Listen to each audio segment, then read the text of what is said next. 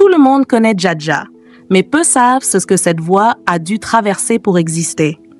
Derrière les refrains entêtants, il y a les silences. Derrière la lumière, des combats invisibles. C'est l'histoire d'une ascension improbable, d'une conquête sans permission. Voici le parcours d'Aya Nakamura. Bienvenue sur Destin de légende, la chaîne qui met en lumière ce que l'on cache trop souvent, les trajectoires oubliées, les destins brisés, les victoires arrachées de celles et ceux qu'on croit connaître. Aujourd'hui, nous vous racontons l'histoire d'une femme, une enfant de Bamako, élevée à Aulnay-sous-Bois, une voix née dans les marges, devenue phénomène mondial, Aya Nakamura, ou comment une artiste issue des périphéries a bousculé les centres de pouvoir et imposé, sans compromis, sa propre légende. Aya Danyoko voit le jour un 10 mai 1995, sous le soleil rougeoyant de Bamako, capitale du Mali. Elle est l'aînée d'une fratrie de 5 enfants, une grande sœur déjà chargée d'un rôle, celui de guider, de protéger, de montrer l'exemple. Son père est griot, sa mère couturière. La maison résonne d'histoires, de voix puissantes, de tambours. Quelques années plus tard, le décor change. Les palmiers et la poussière ocre de Bamako laissent place aux immeubles gris de la cité de la Rose des Vents, à Aulnay-sous-Bois, en banlieue parisienne. Aya a 6 ans. Elle serre la main de sa mère dans le RER-B, regardant par la vitre ces nouveaux paysages qu'elle ne comprend pas encore. Le béton, le bruit, l'urgence. Dans cet univers où tout semble aller trop vite, elle grandit, écoute, absorbe. Les après-midi, c'est le son qui envahit les couloirs.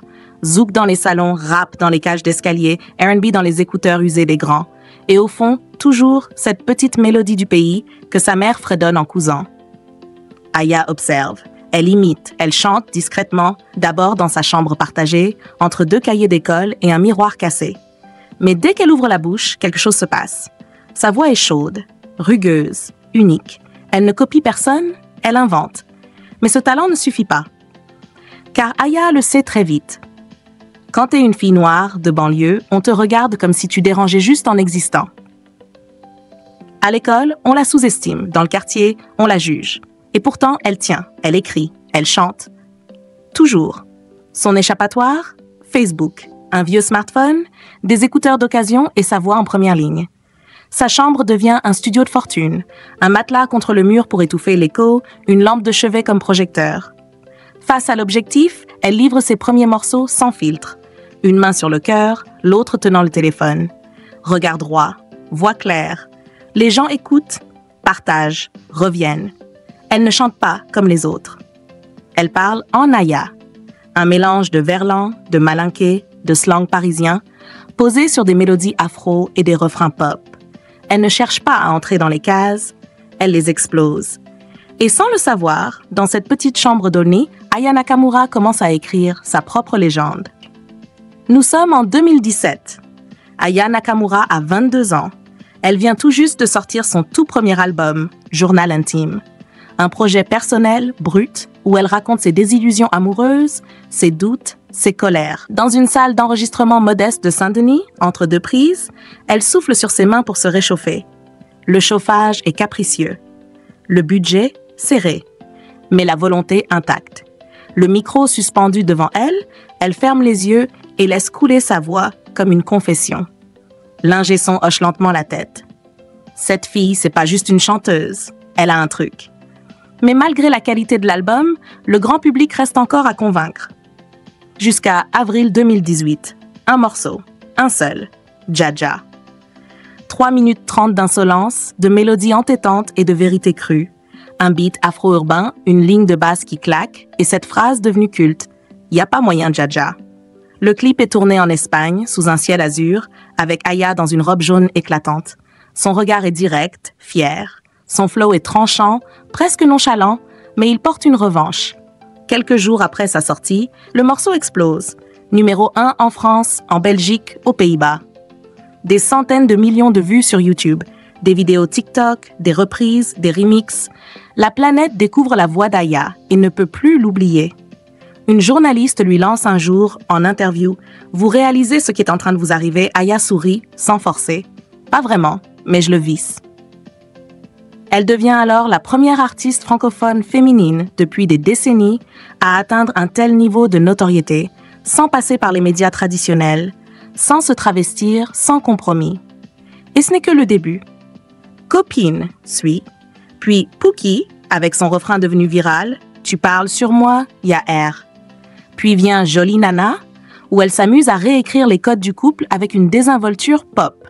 Chaque morceau devient un miroir tendu à une génération.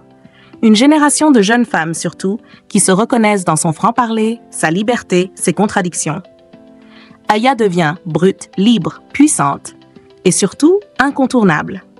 Dans les rues d'Aulnay, les jeunes la chantent dans les halls. Dans les salons de coiffure d'Abidjan ou de Bruxelles, ses clips tournent en boucle. Partout, sa voix résonne. Et un message silencieux passe.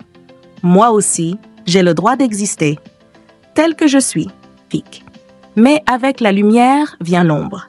Et très vite, le succès d'Aya Nakamura devient une cible. Sur les plateaux télé, on écorche son nom. Aya Nakamura? Nakamura. Dans les articles, on parle d'elle avec condescendance. Pas comme d'une artiste accomplie, mais comme d'un phénomène passager.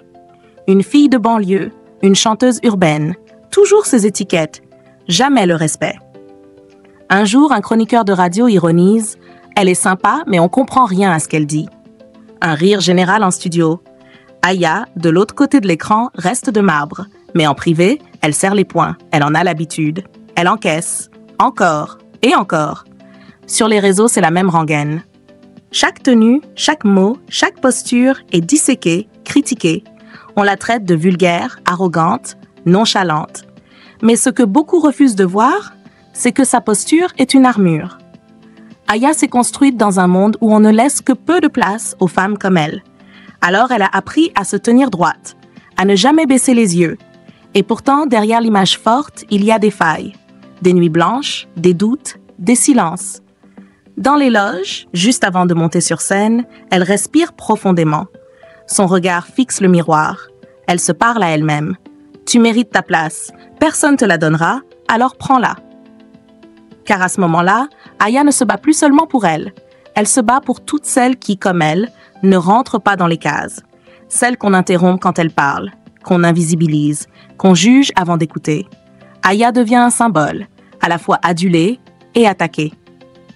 Et dans cette tension permanente, elle choisit de rester debout, sans se plier, sans s'excuser. Après des années à encaisser les coups, à avancer en silence dans un monde qui la juge sans la comprendre, Aya Nakamura décide de frapper. Fort, pas en criant, pas en se justifiant, mais en brillant.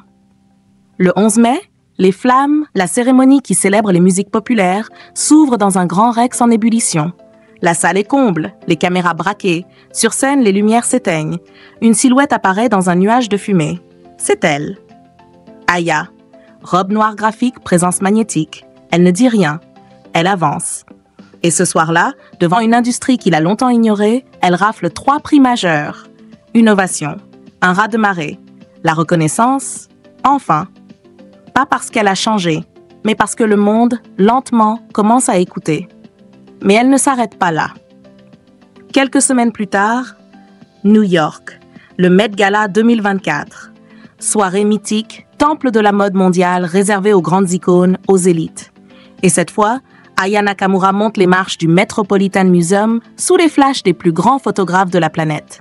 Elle ne parle pas. Elle incarne. Robe Balmain, silhouette sculpturale, regard souverain. Dans ce monde codé, très codé, elle impose un style, une attitude, un corps que l'on n'attendait pas. Et pourtant, à cet instant, c'est elle que tout le monde regarde. Les médias américains l'encensent. A new voice of global pop. En France, les commentaires changent de ton. Aya n'est plus seulement une chanteuse, elle devient un phénomène culturel. Et ce rebond n'est pas un miracle, c'est une victoire construite. À force de travail, de résilience, de fidélité à elle-même. 2025. Elle n'a que 30 ans. Et pourtant, Aya Nakamura est déjà entrée dans l'histoire. 13 millions d'auditeurs mensuels sur les plateformes, des disques de diamants, des tournées complètes à l'international. Mais au-delà des chiffres, ce qu'elle a imposé est bien plus grand. Une nouvelle définition de ce que signifie être une star française. Noire, femme, banlieusarde, libre. Aya a cassé le moule pour mieux construire le sien. Dans les lycées, les jeunes filles citent ses paroles comme des mantras. Dans les quartiers, les gamines qui rêvent de musique la regardent et se disent « Si elle a réussi, alors moi aussi ». Dans les rédactions, on ne peut plus l'ignorer. Elle est le visage d'une France qu'on ne voulait pas toujours voir. Et elle ne demande plus sa place. Elle l'occupe, pleinement, sans crier, juste en étant elle. Elle a fait de son accent une arme, de ses mélodies un drapeau, de sa féminité une forteresse et de ses silences des actes. Aya Nakamura est devenue plus qu'une chanteuse. Elle est un symbole, celui d'une génération qui ne s'excuse plus, qui ose, qui dérange et surtout qui existe. Ce n'était pas juste une chanteuse, c'était un message vivant, une réponse à tous les noms, à toutes les cases, à tous les silences imposés. Aya Nakamura n'a pas demandé la permission, elle a pris l'espace, elle a imposé un son, un langage, une image, là où on lui disait « sois plus comme ci, moins comme ça ». Elle a prouvé que le talent n'a pas besoin de traduction, qu'on peut venir d'Aulnay et faire danser Amsterdam, Abidjan, Alger, que la puissance d'une voix, quand elle vient du cœur, traverse tout. Et si, au fond, Aya Nakamura avait redéfini ce que veut dire être une légende française, non pas par héritage, mais par impact. Si cette histoire t'a touché, si tu crois que les voix comme celle d'Aya Nakamura méritent d'être entendues et respectées, abonne-toi à cette chaîne, like cette vidéo et partage-la autour de toi. Parce que sur Destin de légende, on ne raconte pas seulement des carrières, on honore des combats.